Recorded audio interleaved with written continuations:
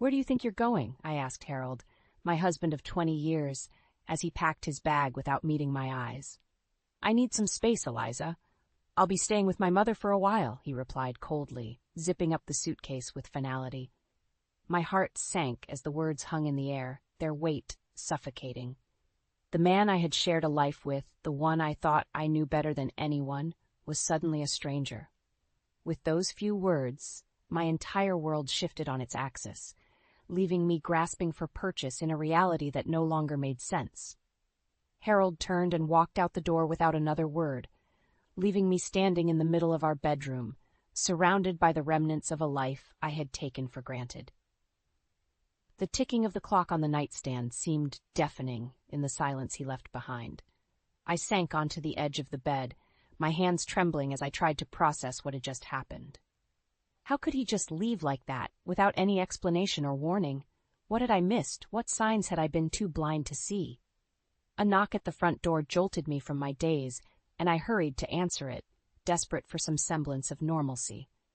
It was my oldest friend, Frances, her face etched with concern. "Eliza, what's going on? I saw Harold leaving with his suitcase," she said, stepping inside without waiting for an invitation. I opened my mouth to respond, but the words caught in my throat, tears welling in my eyes. Frances wrapped her arms around me, and I crumbled against her, sobs racking my body. "Shh, it's all right," she murmured, stroking my hair. "Tell me what happened." I pulled back, wiping my eyes with the back of my hand. "He left, Frances. Harold just packed a bag and left, said he needed space and was going to stay with his mother." Frances's brow furrowed, her lips pressing into a thin line. "That doesn't sound like him at all. Did he give you any reason?" I shook my head, feeling helpless and lost. "No, nothing. 1 minute everything was fine, and the next he was just gone." Frances took my hand, her grip firm and reassuring. "Listen to me, Eliza. You can't let this break you. You're stronger than that, and you'll get through this, whatever it is." Her words were like a lifeline, anchoring me in the storm of emotions swirling inside me. I took a deep breath, nodding slowly. "You're right. I can't just sit here and wallow. I need to figure out what's going on, why he would do this." Frances gave me a resolute nod. "That's my girl. Now, why don't you go freshen up and we'll take a walk around the neighborhood? Some fresh air might help clear your head." I squeezed her hand gratefully, already feeling a little steadier. As I made my way to the bathroom, I caught a glimpse of myself in the mirror. A woman of 61, with lines etched around her eyes and mouth, a lifetime of experiences written on her face. But there was a spark in those eyes, a determination that had been dormant for too long. My name is Eliza Parker, and this was the moment my life truly began. After Harold's abrupt departure, I found myself grasping for any semblance of normalcy in the life I had known. Frances insisted I call my children, Molly and Jacob, to let them know what had happened. "They need to hear it from you, Eliza," she said firmly, handing me the phone. "No matter how strained things might be, they're still your family." With trembling fingers, I dialed Molly's number first. She lived out in California with her husband and 2 young kids, her life a whirlwind of career and parenting that often left little room for her aging parents back in Missouri. "Mom, is everything okay?" Molly's voice was tinged with concern when she answered. I took a deep breath, steadying myself. "Molly, it's your father. He's left. Packed a bag and walked out. Said he needed space." There was a pause on the other end of the line, and I could almost hear the gears turning in Molly's mind as she processed the news. "What? But why? That doesn't sound like Dad at all." "I don't know, honey. He didn't give me any real explanation," I replied, my voice wavering. "He just said he was going to stay with his mother for a while." Molly let out a frustrated sigh. Typical. He never could communicate, could he? "Are you okay, Mom? Do you need me to come home?" I shook my head, even though she couldn't see me. No, I'll be all right. Frances is here with me. I thought you should know." After a few more reassurances, I hung up, feeling both comforted and drained by the conversation. Next, I steeled myself to call Jacob, my son, who lived in Denver with his long-term girlfriend. The conversation with Jacob was much the same, a mixture of shock, concern, and that underlying current of tension that had always existed between us. He promised to check in regularly, but I could sense his hesitation, the unspoken words hanging in the air. As I set the phone down, Francis gave me a sympathetic look. That couldn't have been easy. I shook my head warily. No, but it's a start, I suppose. At least they know what's going on. Francis nodded, her expression thoughtful. You know, Eliza, this might be a chance for you to really reconnect with them, to mend some of those frayed bonds. I sighed, running a hand through my graying hair. I don't know, Francis. There's so much history there, so many missed opportunities and misunderstandings. All the more reason to try, she insisted. You can't change the past, but you can shape the future. And who knows, maybe this whole mess with Harold will be the wake-up call you all needed. Her words struck a chord within me, and I nodded slowly. You're right. I can't just sit back and let this tear my family apart any further.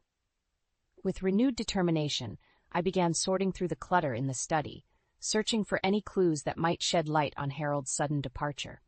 That's when I stumbled upon an old, yellowed envelope tucked away in a drawer. A letter from Harold's mother, Rose, postmarked years ago. My hands trembled as I opened it, my eyes scanning the spidery handwriting. Rose had always been a stern, uncompromising woman, and her words were laced with thinly veiled criticism and disapproval of our marriage. As I read on, a sense of unease crept over me. Rose had clearly harbored resentments and doubts about our relationship, doubts that Harold had seemingly shared with her. Had those seeds of discontent taken root over the years, festering until they finally drove him away? I clutched the letter tightly, a new resolve taking hold. If I wanted answers, if I wanted to understand what had truly led to this fracture in my life, I would have to confront the source, Rose herself. Francis noticed the determined set of my jaw and raised an eyebrow. What is it, Eliza? What did you find? I met her gaze, my voice steady. A letter from Rose, and I think it's time I paid her a visit. The drive to Rose's house was tense and silent, the weight of unanswered questions hanging heavy in the air. Francis insisted on coming with me, her presence a steadying force in the storm of emotions swirling within. As we pulled up to the modest bungalow, I steeled myself for the confrontation ahead. Rose had always been a formidable woman, her sharp tongue and uncompromising nature a source of friction in our family. But now, with Harold's sudden departure and the revelations in her letter, I knew she held the key to unraveling the mysteries that had upended my life. The door swung open before I could knock, and there she stood, Rose Parker, her steel-gray hair pulled back in a severe bun, her eyes narrowing as she took us in. "Eliza," she said, her voice clipped, "I should have known you'd come sniffing around eventually." I squared my shoulders, refusing to be cowed. "Rose, we need to talk. About Harold, about what's going on." She pursed her lips, considering me for a moment before stepping aside to let us in. "Very well. But I warn you, you may not like what you hear." As we settled in her living room, the tension was palpable. Rose wasted no time in cutting to the heart of the matter. "Harold's been unhappy for years, Eliza, trapped in a marriage that slowly suffocated him, crushed by expectations he could never live up to." Her words hit me like a physical blow, and I struggled to maintain my composure. "What are you talking about? Harold never said anything to me." Rose let out a derisive snort. "Of course he didn't. That's just the kind of man he is, bottling everything up until it festers and poisons him from the inside out." Francis placed a steadying hand on my arm as Rose continued, her words like knives slicing through the illusions I had clung to for so long. "He's been in contact with an old flame, you know, June Mitchell. She's been a sympathetic ear, someone who understands his struggles in a way you never could." The name hung in the air, a weight pressing down on my chest. June Mitchell, a ghost from Harold's past, now resurrected to haunt our present. That's not possible," I stammered, even as doubt crept in, whispering insidious truths I had been too blind to see. Rose fixed me with a piercing stare. "Isn't it, though? Think about it, Eliza. All the signs were there, if you'd only opened your eyes." As her words sank in, a wave of hurt and anger washed over me. How could Harold have betrayed me like this? How could he have allowed this other woman to worm her way into our lives, to poison the well of our marriage? But beneath the fury, a newfound resolve took root. I would not be a passive victim in this tragedy. If Harold had chosen to abandon our life together, to seek solace in the arms of another, then I would confront him. I would demand answers, and I would make him face the consequences of his actions. I rose to my feet, my hands clenched into fists at my sides. "Thank you for your honesty, Rose. It's more than I ever got from your son." She inclined her head, a glimmer of respect in her eyes. "Don't thank me yet, Eliza. The truth is a double-edged sword, and you may find yourself cut deeper than you ever imagined." As Francis and I made our way back to the car, I could feel the weight of Rose's words settling over me. But I refused to be cowed, refused to let this break me. Harold had made his choices, and now it was time for me to make mine. The path ahead was uncertain, but one thing was clear: I would not go gently into that good night. I would fight for the truth, for the life I deserved, even if it meant burning everything to the ground and rising from the ashes. Armed with the truth about Harold's affair, I knew I had to confront him directly. Francis tried to dissuade me, worried about the emotional toll it would take, but I was resolute. Too many years had been wasted in the shadows of half-truths and unspoken resentments. It was time to drag everything into the light, no matter how painful. Rose begrudgingly provided me with Harold's whereabouts, a seedy motel on the outskirts of town, where he had been staying since leaving our home. The drive there felt like a march towards an inevitable reckoning, each mile bringing me closer to the moment when I would finally face the man who had so thoroughly betrayed me. When I arrived, Harold was sitting on the edge of the bed, head in his hands. He looked up as I entered, his eyes widening in surprise and something else. Shame, perhaps. "Eliza," he began, rising to his feet.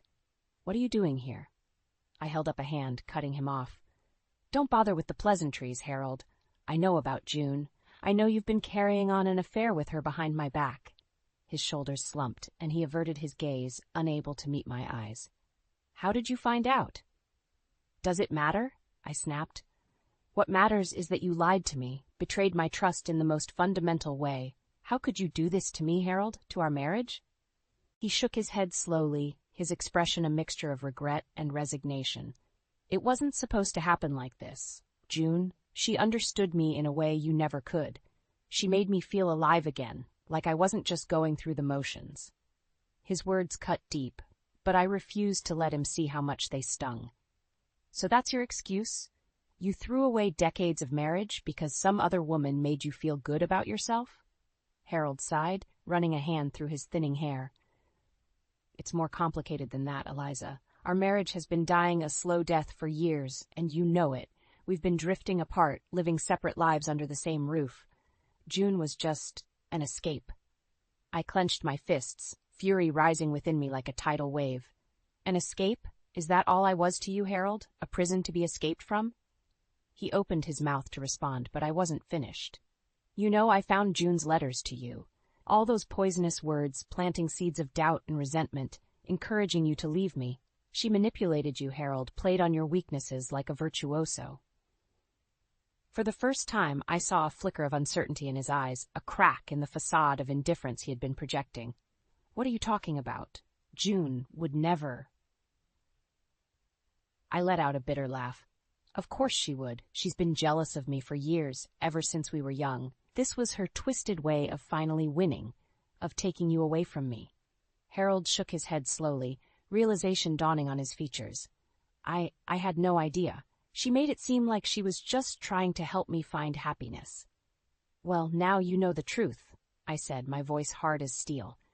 "The question is, what are you going to do about it? Are you going to keep running, keep letting her manipulate you? Or are you finally going to take responsibility for your actions?" He met my gaze then, and for a moment, I saw a glimmer of the man I had once loved, the man who had promised to cherish and honor me until death did us part. "I don't know," he said softly.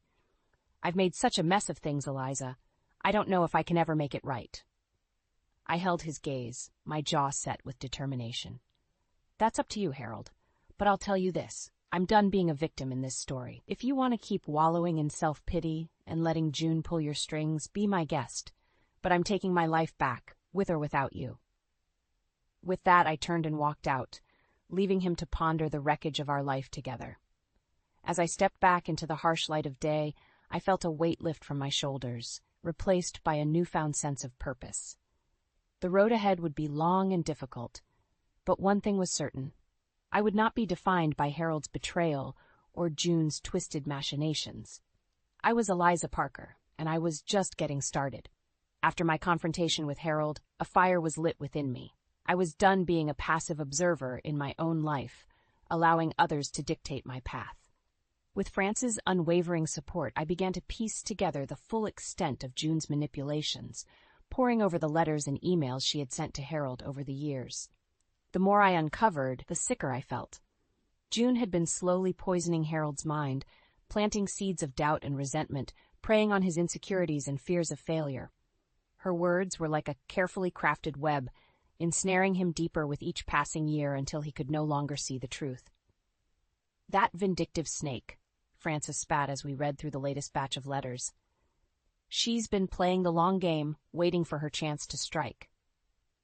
I nodded grimly, feeling a mixture of anger and pity for Harold. As much as his actions had devastated me, it was clear that he had been a victim too, manipulated by a woman consumed by jealousy and a twisted desire for revenge. "We need to stop her," I said, my voice steely with determination. "She can't be allowed to keep ruining lives like this." Frances gave me a praising look. "You're sure about this, Eliza? Going after June won't be easy, and it could get messy." I met her gaze unflinching. "I'm sure. For too long, I've let others dictate the course of my life. It's time I took control and fought for what's right." A slow smile spread across Frances's face. "That's my girl. All right, let's hatch a plan." Over the next few weeks, we carefully laid the groundwork, gathering evidence and formulating our strategy. I knew that simply confronting June wouldn't be enough. She was too skilled at manipulation, too adept at twisting the truth to suit her needs. No, we needed to expose her lies in a way that left no room for doubt, no avenue for her to slither out of accountability. As we dug deeper, a clearer picture emerged of June's motivations. It wasn't just about winning Harold. It was about winning, period. She had harbored a deep-seated envy and resentment towards me ever since we were young, always feeling like she lived in my shadow. Harold had been her twisted way of finally claiming victory, of proving her superiority. But even as I uncovered the depths of her depravity, I felt something else stirring within me, a newfound sense of self-worth and independence. June's actions, as despicable as they were, had inadvertently given me the push I needed to break free from the shackles of my unfulfilling marriage and rediscover my own strength. With Frances's guidance, I began to rebuild my life piece by piece. I volunteered at the local community center, reconnected with old friends, and even took up painting, a hobby I had abandoned years ago in the pursuit of being the perfect wife and mother. With each small step, I felt myself growing stronger, more resilient. The weight of Harold's betrayal, once a crushing burden, began to lighten as I realized that my worth was not defined by his actions or June's twisted games. And as I looked ahead, I knew that the road to true freedom would not be an easy one. June would not go quietly into the night, and Harold's role in all of this remained unresolved. But for the first time in years, I felt a sense of purpose, a determination to reclaim the life that had been slowly slipping away from me. I was Eliza Parker, and I was just getting started. With France's unwavering support, I knew the time had come to confront June directly. We had gathered enough evidence of her manipulations, her twisted machinations that had torn my family apart. It was time for her to face the consequences of her actions. The journey to Florida, where June had been living since her split from her own husband, felt like a march towards an inevitable reckoning. Each mile brought me closer to the woman who had so thoroughly upended my life, all in pursuit of some misguided sense of victory over me. When I finally stood on her doorstep, a wave of emotions washed over me. Anger, hurt, a burning desire for justice. I steeled myself and knocked, my heart pounding in my chest. June opened the door, and for a moment, her eyes widened in surprise before a sickly sweet smile spread across her face. "Why, Eliza Parker? What a lovely surprise." I held up a hand, cutting off her false pleasantries. "Cut the act, June. We both know why I'm here." Her smile faltered, and she regarded me with a cool gaze. "Do we now? And what, pray tell, do you think you know?" Without a word, I thrust the stack of letters and emails into her hands, watching as her expression shifted from feigned innocence to something darker, more calculating. "I know about your lies, June. I know how you've been manipulating Harold for years, planting seeds of doubt and resentment, encouraging him to leave me. My voice was steady, fueled by a righteous anger that burned within me. June's lips curled into a sneer as she flipped through the pages, her eyes scanning the damning evidence. So what? Harold was a lost cause, a man trapped in a loveless marriage. I merely showed him the way out. You did more than that, and you know it, I shot back. This wasn't about helping Harold. It was about your own twisted need to win, to finally best me after all these years.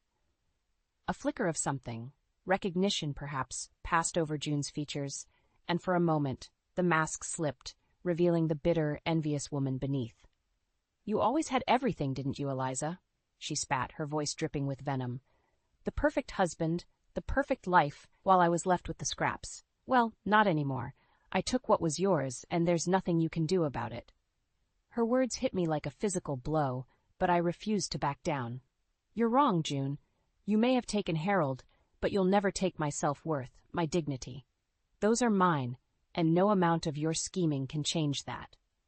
June's eyes narrowed, and she took a step towards me, her finger jabbing into my chest. We'll see about that, Eliza. We'll see who's left standing when the dust settles. But as she spoke, I felt something shift within me, a weight lifting, a burden finally cast aside. June's threats, her posturing, it all rang hollow. She was a bitter, twisted woman clinging to the past, while I had already begun to forge a new path forward. I met her gaze, unflinching. You know what, June? You're right. We will see who's left standing, but I have a feeling it won't be the woman who spent her life mired in jealousy and resentment. With that, I turned and walked away, leaving June sputtering in my wake. As I stepped out into the Florida sunshine, I felt a sense of catharsis wash over me. The confrontation had been painful, but it had also been liberating. A chance to finally face the root of my pain and emerge stronger on the other side. I was no longer defined by Harold's choices or June's schemes. I was Eliza Parker, a woman forged in the fires of betrayal and reborn into something stronger, something unbreakable. And as I looked towards the horizon, I knew that the best was yet to come. After my cathartic confrontation with June, I felt a weight lifted from my shoulders. The twisted web of lies and manipulation she had spun had finally been exposed, leaving her to grapple with the consequences of her actions. For a brief moment, I allowed myself to revel in that sense of victory, of having reclaimed my power and self-worth. But deep down, I knew that the true battle was far from over. Harold's role in this saga remained unresolved, a lingering specter that threatened to undermine the progress I had made.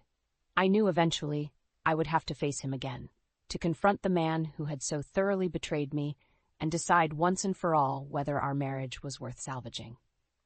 That moment came sooner than I expected.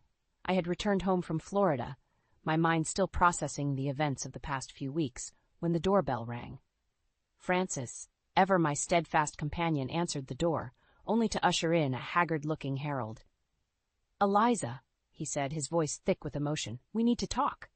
I regarded him coolly, my newfound strength and independence acting as a bulwark against the flood of memories and emotions his presence stirred within me. "Talk?" I echoed. "About what, Harold? About how you threw away our marriage for a twisted fantasy spun by a bitter, jealous woman?" He flinched at my words, but didn't back down. "I know, Eliza. I know what June did, how she manipulated me, played on my insecurities and fears. But that's no excuse for my actions." I arched an eyebrow, waiting for him to continue. "I was weak," he admitted, his shoulders slumping. "I let myself be led astray, blinded by my own sense of failure and inadequacy. But seeing you stand up to June, seeing the strength and resilience you've shown, it opened my eyes." He took a step towards me, his eyes pleading. "I don't expect your forgiveness, Eliza. I know I've hurt you in ways that can never be undone, but I need you to know that I'm sorry, truly and deeply sorry for the pain I've caused you." His words hung in the air, heavy with remorse and regret. For a moment, I felt a flicker of the love I had once held for this man, the man who had promised to cherish and honor me until death did us part. But that flicker was quickly extinguished by the memory of his betrayal, of the months of anguish and heartbreak I had endured. I shook my head slowly. "I appreciate your apology, Harold, but words can only go so far. You made your choices, and now you have to live with the consequences." His face fell, but he nodded, seeming to accept my response. "I understand," he said quietly. "Just know that I'll be here waiting for as long as it takes. You've shown me what true strength and resilience look like, Eliza, and if there's even a chance to earn back your trust, your love, I'll take it." With that, he turned and left, leaving me to ponder his words and the implications they carried. Francis placed a gentle hand on my arm. "Are you all right, dear?" I took a deep breath, steadying myself. "I will be, Francis. I will be." In that moment, I knew that Harold's plea for forgiveness, as heartfelt as it may have been, was not something I could grant, at least not yet. The wounds were still too raw, the betrayal too fresh. But I also knew that I had emerged from this ordeal stronger, more resilient, and more certain of my own worth than ever before. Whatever the future held, I would face it on my own terms, guided by the strength and independence I had fought so hard to reclaim. Harold's redemption, if it was to come, would be a long and arduous journey. But I was ready to walk that path, secure in the knowledge that I held the power to shape my own destiny. In the aftermath of Harold's plea for forgiveness, I found myself at a crossroads. Part of me yearned to grant him the absolution he sought, to find a way to rebuild what had been so thoroughly shattered. But a larger part, the part that had been forged in the fires of betrayal and heartbreak, knew that such a path would only lead to more pain. It was Francis who helped me see the way forward. "Eliza, dear," she said, her voice gentle but firm, "you've come so far, fought so hard to reclaim your independence and sense of self. Don't let Harold's remorse sway you from that path." Her words resonated deeply within me. She was right.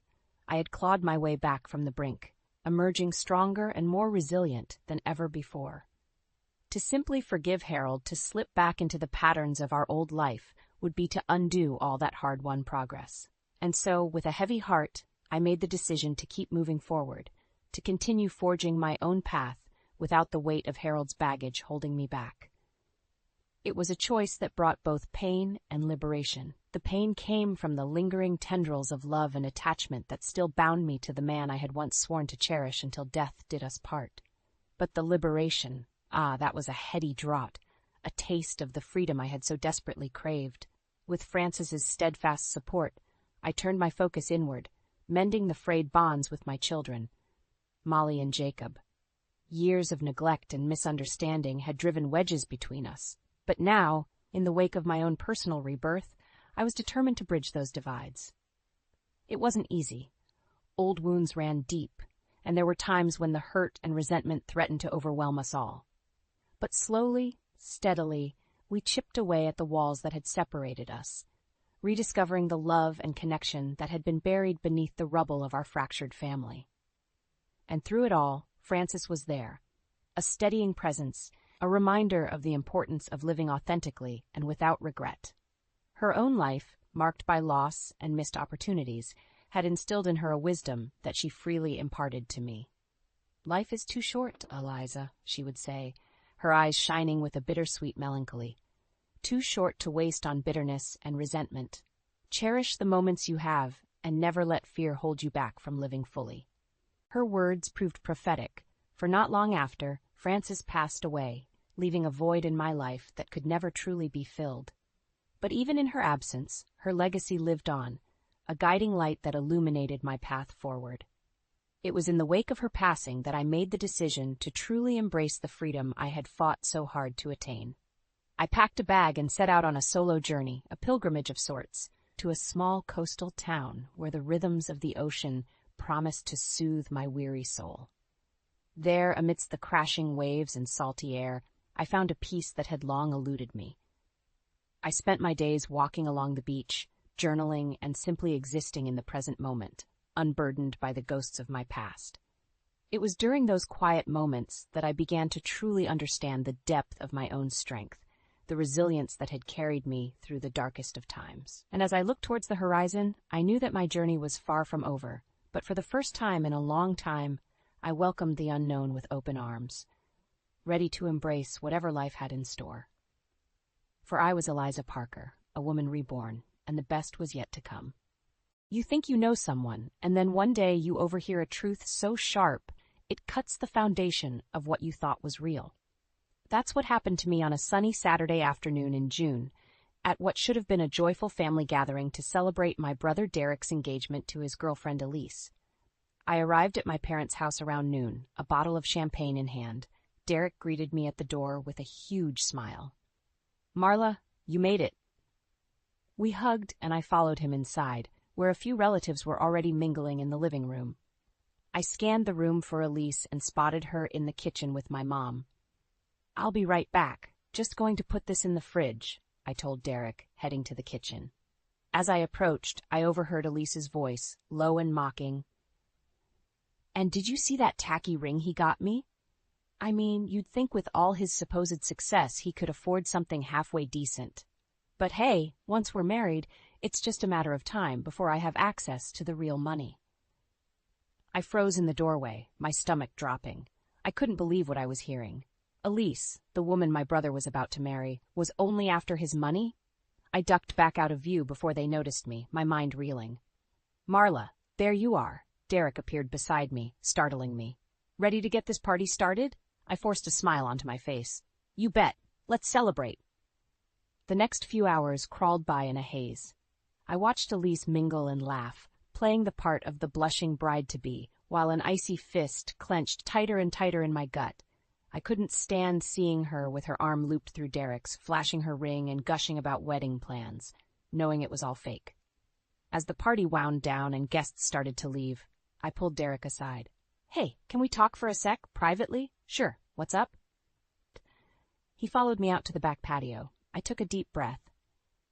"Derek, I overheard something today. Something Elise said. I think she might be using you for your money." Derek's brow furrowed. "What? That's ridiculous. Elise loves me. She would never do that." "I know it sounds crazy, but I heard her myself. She was making fun of your engagement ring and talking about getting access to your money once you're married." No way. You must have misunderstood." Derek shook his head, looking at me like I'd lost my mind. "Elise is the most genuine, caring person I know. I can't believe you'd even suggest that." "I'm just trying to look out for you," I pleaded. "I know what I heard." "I think you're just jealous," he snapped. "You've always had to be the center of attention, and now that I'm happy, you can't stand it. I'm not going to let you ruin this for me." With that, he turned and stormed back inside, leaving me alone on the patio, stunned and hurt. I couldn't believe he didn't trust me. But I knew deep in my bones that I was right about Elise, and I wasn't going to rest until I could prove it, no matter what it took. I had to save my brother from that gold-digging viper masquerading as the perfect fiancé. This was only the beginning. I steeled myself for the battle ahead as I headed back inside to say my goodbyes, already forming a plan. After the disastrous confrontation with Derek at the engagement party, I spent a sleepless night tossing and turning, Elise's mocking words echoing in my head. I couldn't shake the feeling that my brother was walking blindly into a trap, and it was up to me to save him. The next morning, I called up my old friend Jenna, who worked as a private investigator. "Jenna, I need your help. It's about Derek's fiancée, Elise. I think she's bad news." "Okay, slow down," Jenna said. "What makes you think that?" I recounted what I'd overheard at the party. "I tried to warn Derek, but he wouldn't listen. He thinks I'm just jealous. But I know what I heard, Jenna. She's using him." "All right, I'll see what I can dig up. Give me a few days." True to her word, Jenna called me back 3 days later. "Marla, I think you're onto something. I did some digging into Elise's background, and let's just say her past is shadier than a palm tree in July." "What did you find?" I asked, my heart pounding. "Seems like our girl Elise has a history of latching on to wealthy men, bleeding them dry, then moving on to the next target. She's got a trail of broken hearts and empty bank accounts in her wake." "I knew it." I felt a surge of vindication, quickly followed by a chill of fear for my brother. "Jenna, I need hard evidence to convince Derek. Can you put together a report?" "Already on it. I'll email it to you by tonight." Armed with Jenna's dossier, I called Derek and asked to meet for coffee the next day. He agreed, albeit reluctantly. We met at a quiet cafe near his office. I slid the folder across the table to him. "Derek, I know you think I'm just being a jealous sister, but please hear me out. Jenna did some digging on Elise, and it's not good." Derek's jaw clenched as he flipped through the pages, his eyes scanning the damning evidence. Bank statements, court records, testimonials from jilted exes. It painted a clear picture of Elise as a manipulative, gold-digging con artist. This can't be real, Derek muttered, but I could see the doubt creeping into his eyes. I'm so sorry, Derek. I know this must be hard to see, but you had to know the truth about her. He slammed the folder shut. I need to think, he said abruptly, standing up. Don't tell anyone about this, okay? I need to figure out what to do. I watched him go, feeling a mix of relief and apprehension. I knew I'd done the right thing, but I also knew this was far from over. 2 days later, I got a text from Derek. You were right, confronted Elise. Wedding's off. I owe you an apology. I breathed a sigh of relief, but it was short-lived. That evening, I got a call from an unknown number. You think you're so clever, don't you? Elise's voice was cold with fury. You just couldn't keep your nose out of it. Derek deserved to know the truth about you, I shot back. You're nothing but a lying, manipulative... Shut up, she hissed. You have no idea who you're messing with, you pathetic busybody. I have powerful friends, and I'll make you regret the day you crossed me. This isn't over. The line went dead, and I sat frozen, my heart racing. What had I gotten myself into? But I couldn't back down now. I had to see this through, for Derek's sake. Elise wanted a fight? Bring it on. Elise's threat hung over me like a dark cloud in the days that followed. I jumped at every unfamiliar noise, checked over my shoulder constantly, and had trouble sleeping. But I tried to push through the fear and focus on being there for Derek. He was devastated by Elise's betrayal, but he put on a brave face. I just can't believe I was so blind, he said as we shared a somber drink at his place.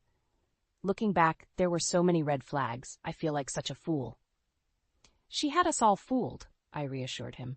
The important thing is you found out the truth before it was too late. Derek managed a weak smile. Thanks to you. I'm sorry I didn't believe you at first. I should have known you'd always have my back. That's what family's for, I said, squeezing his hand. But even as I comforted Derek, I couldn't shake the feeling that Elise was out there somewhere, plotting her revenge. My fears were confirmed a week later when I got a call from Jenna. Marla, you need to be careful, she said urgently. I've been hearing whispers that Elise is on the warpath. She's been reaching out to some seriously shady characters, calling in favors. I think she's coming for you. A chill ran down my spine. What do I do, Jenna? Watch your back, upgrade your security system, and maybe consider getting out of town for a while, just until things blow over. But I couldn't just run and hide, not when Derek was still picking up the pieces of his shattered life. He had thrown himself into planning an extravagant charity gala, saying he needed something to keep him busy and take his mind off Elise. I don't know, Derek, I said when he told me about it. Do you really think a big flashy event is a good idea right now? Maybe we should keep a low profile. Nonsense, he said with forced cheer. The show must go on. Besides, it's for a good cause. I could really use your help pulling it all together. I hesitated, thinking of Jenna's warning, but the pleading look in Derek's eyes won me over. All right. I'm in. Let's make this an event to remember. We threw ourselves into the preparations, and for a while, I was able to push thoughts of Elise and her threats to the back of my mind, but they came rushing back with a vengeance 2 days before the gala. I was at Derek's place, going over the final guest list, when his phone buzzed with an incoming text. He glanced at it and went pale. It's from Elise. My blood ran cold. What does it say? With shaking hands, he showed me the screen. Looks like you're going to have a full house at your little party. Shame if something were to happen to all those nice rich people. But I'm sure you've got great security, right? Hate for there to be any accidents. I felt sick. Derek, you have to cancel the gala. This is serious. She's threatening people's lives. He sank into a chair, head in his hands. I can't. It's too late. Everything's already paid for. The invitations are out. I'll hire extra security, take every precaution. I knelt in front of him, forcing him to meet my eyes. Derek, listen to me. No event is worth risking innocent lives. You have to shut it down. We'll find another way to support the charity, but this ends now. For a moment he hesitated, fear and indecision warring on his face. Then his expression hardened with resolve. You're right. I'll make the calls. The gala's off. He stood and walked out of the room, phone already at his ear. I slumped. Back against the couch, letting out a shaky breath. We'd averted one disaster. But I knew, deep in my bones, that this was only the beginning of Elise's revenge, and I had no idea just how far she would go. The fallout from canceling the gala was immediate and intense. Derek was bombarded with angry calls and emails from guests demanding explanations, vendors demanding compensation, and the charity expressing disappointment at the lost funding. He handled it all with grim determination, apologizing profusely and absorbing the financial hits, but I could see the toll it was taking on him. "I'm sorry, Derek," I said for the 100th time as we sat in his living room, surrounded by the detritus of the canceled event. Unused invitations, seating charts, catering menus. "I know how much this meant to you." He shook his head warily. "It's not your fault, Marla. You were right to insist on canceling. I just wish—" He trailed off, his eyes distant. I understood. He wished he'd never met Elise, never fallen for her lies, wished he could go back to his life before she'd poisoned it. In the days that followed, I watched helplessly as my once vibrant, outgoing brother retreated into himself. He went through the motions at work, but the spark was gone from his eyes. He stopped returning friends' calls, stopped going out. It was like Elise had stolen a piece of his soul, and he didn't know how to get it back. I knew I had to do something, so I made a decision, one that I knew Derek wouldn't like. I was going to confront Elise directly. Using the information Jenna had gathered, I tracked Elise down to a high-end spa on the outskirts of town. I staked out the parking lot, and when I saw her emerging, I stepped out of my car and blocked her path. "We need to talk," I said, my voice hard. Elise looked me up and down with a sneer. Well, if it isn't the meddling sister, what do you want?" "I want you to leave my brother alone. Stop threatening him. Stop trying to ruin his life. Just walk away." She laughed, a cold, mirthless sound.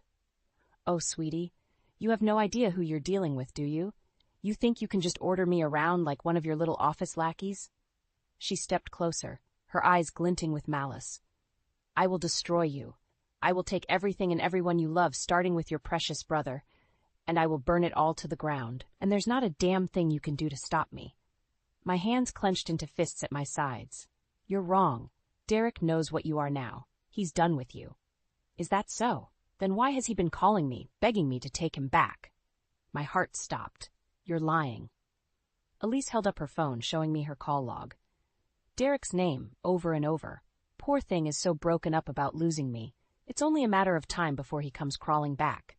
And when he does, I'll bleed him for every penny, and I'll make sure he knows it's all your fault.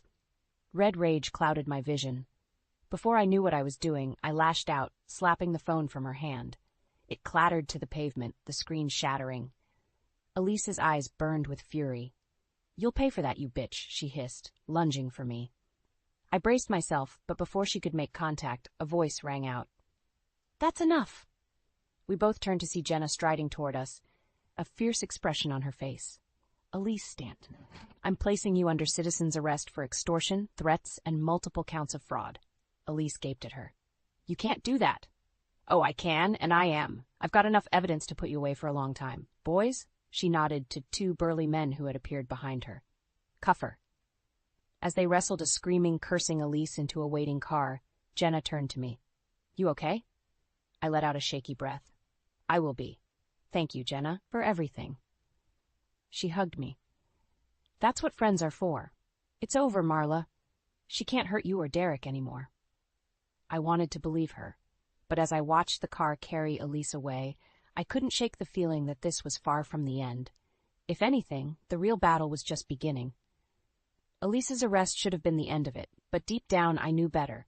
Someone as manipulative and well-connected as her wouldn't go down without a fight. And I was right. Less than 24 hours after Jenna had taken her into custody, I got a call. "She's out," Jenna said without preamble.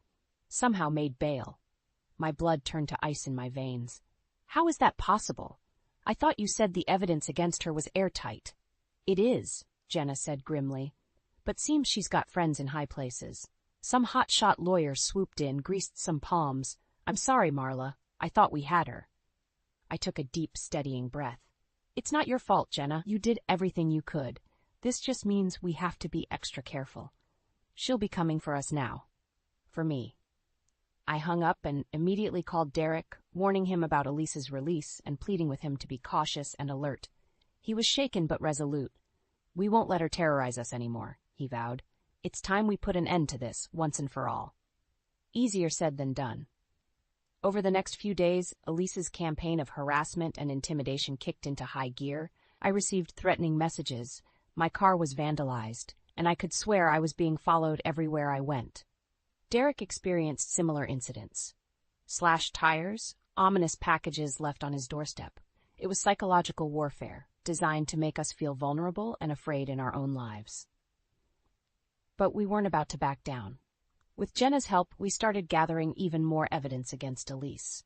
Records of her past cons, testimonies from her previous marks, anything that would help ensure a conviction and a long sentence. It was risky, poking the hornet's nest, but we were determined to build an unassailable case.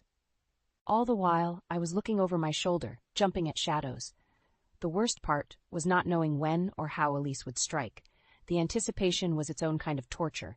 It all came to a head a week later. Derek called me, his voice tight with barely controlled panic. "Marla, she's here. Elise, she's in my apartment." My heart seized. "What? How? Derek, get out of there now. I'm calling the police." "No, no police. She says if we involve the authorities, she'll hurt Mom and Dad. Marla, I don't know what to do." "Stay calm," I said, though I was anything but calm myself. "I'm on my way. Just keep her talking, okay? Don't let her do anything rash." I broke every speed limit racing to Derek's place, all the while trying to come up with a plan. By the time I burst through his door, my heart was hammering out of my chest. I found them in the living room, Derek white-faced and shaking, Elise cool and composed with a smug smile playing about her lips.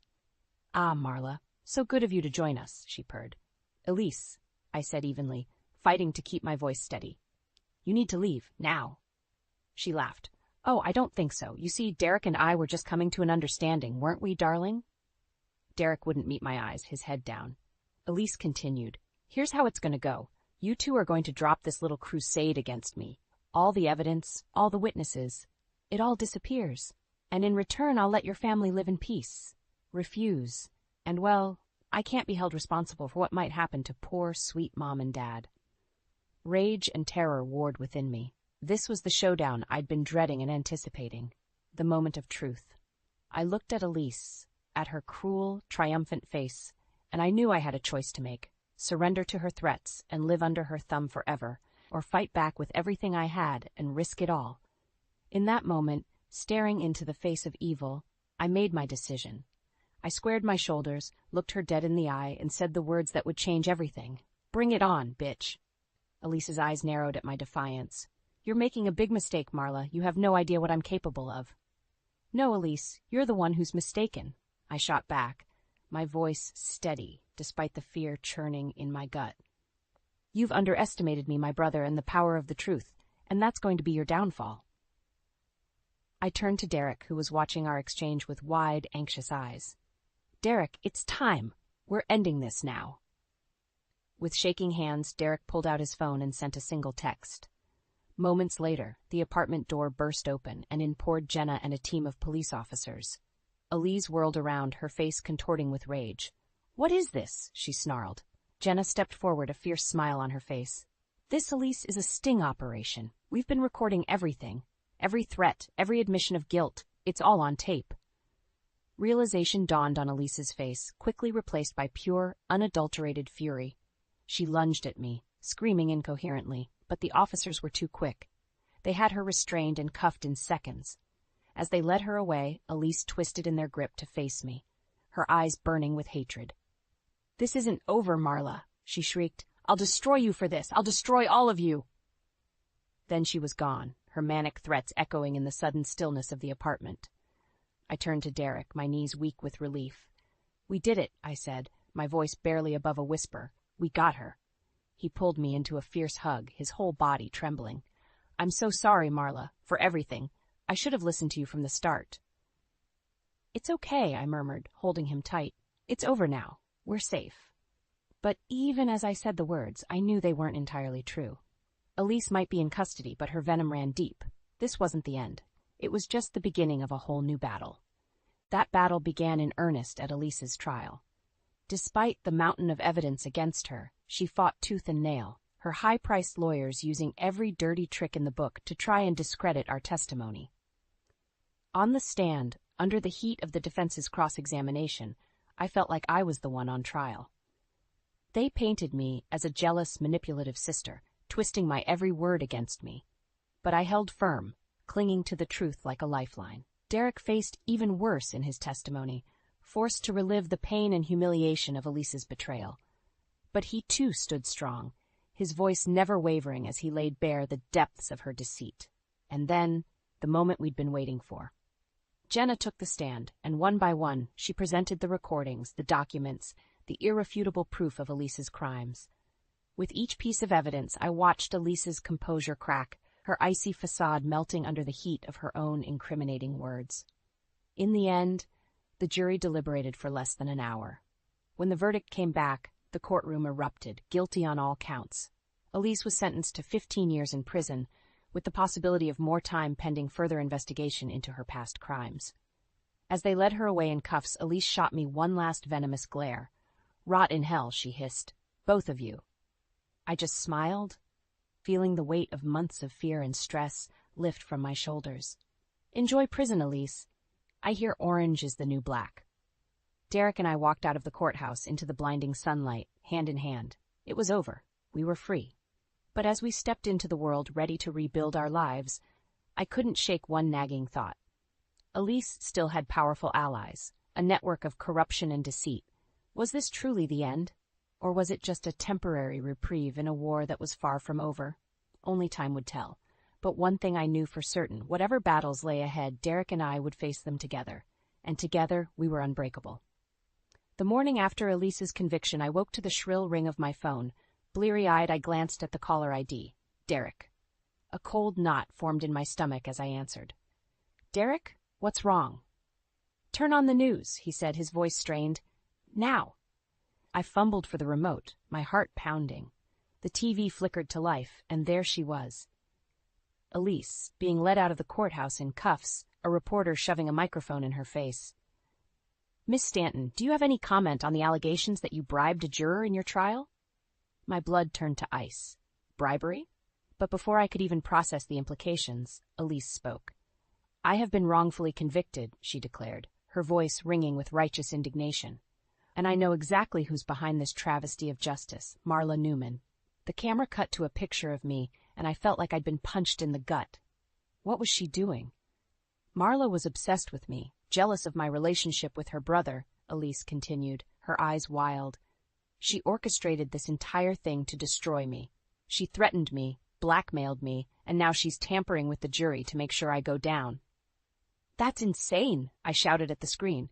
"She's lying." But the reporter was already running with it. Shocking allegations from the convicted con artist Elise Stanton. Could this be a case of a vengeful sister going too far? Stay tuned as we investigate these explosive claims. I clicked off the TV, numb with shock and fury. She was doing it again, twisting the truth to paint herself as the victim. And now she was dragging me down with her.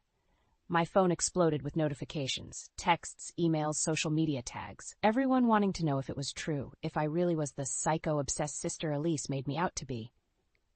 I called Jenna in a panic. "You have to do something," I pleaded. "She's destroying me." Jenna was already on it. "We'll counter her lies with the truth," she assured me. "I've got your back, Marla. We all do." But the damage was done. Over the next few days, despite Jenna's efforts, the media latched onto Elise's narrative. Every mistake I'd ever made, every flaw and imperfection was dredged up and put on display. My life became a waking nightmare of harassment and accusations.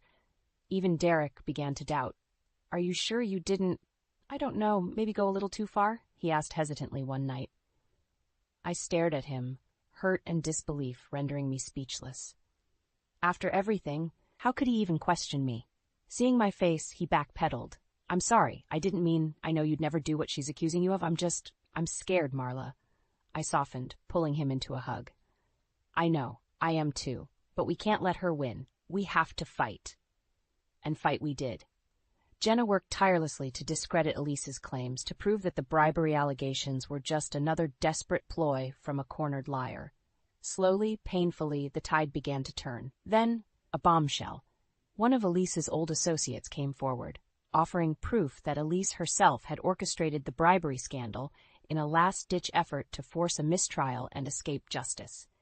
It was the final nail in her coffin. The story exploded, and suddenly everyone who had doubted me was falling over themselves to apologize, to distance themselves from the disgraced con artist. I watched it all unfold with a grim satisfaction, but no real joy. Because even though Elise was finally truly defeated, the scars she left remained.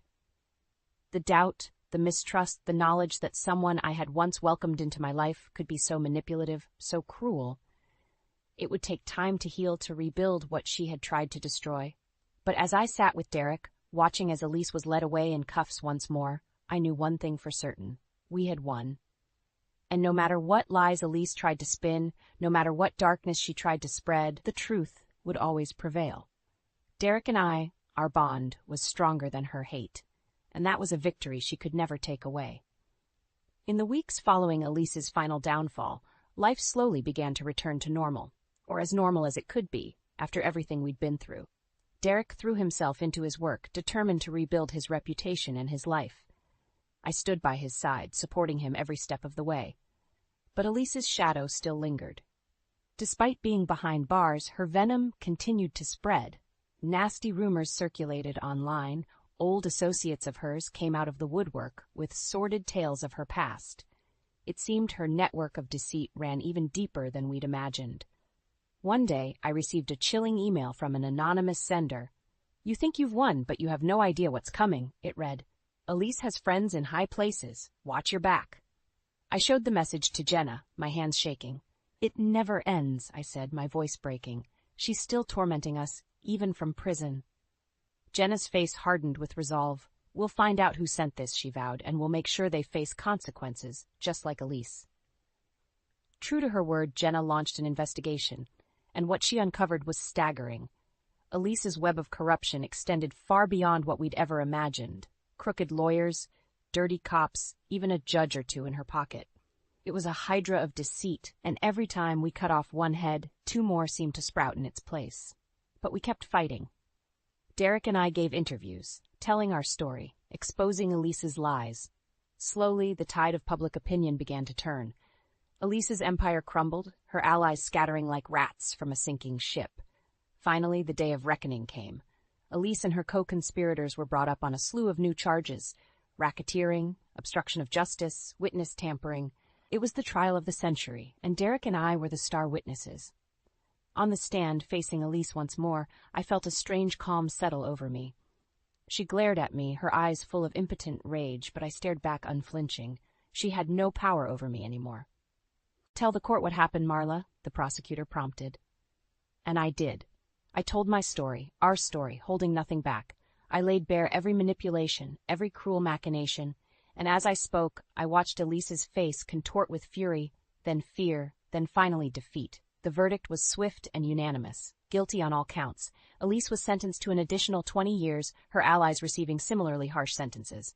It was over. Really, truly over. As they led Elise out of the courtroom for the last time, she twisted in the officer's grip to face me. "I'll get out someday," she snarled. "And when I do, I'll come for you. I'll make you pay for this." I just smiled sadly. "No, Elise, you won't. You're going to spend the rest of your life in a cage, with nothing but your anger and your regrets for company, and that's a fate far worse than anything you could ever do to me." With that, I turned my back on her, walking out of the courthouse and into the sunlight.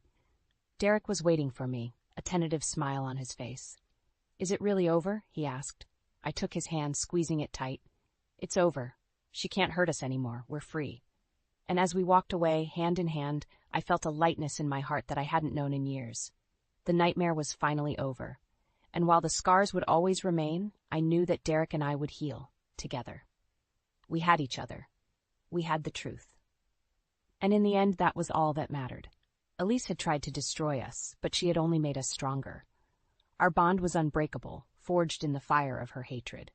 And as we faced the future, unsure but unafraid, I knew one thing for certain. Whatever challenges lay ahead, we would face them head-on, side by side. Because that's what family does. And Derek and I? We were family. now and always.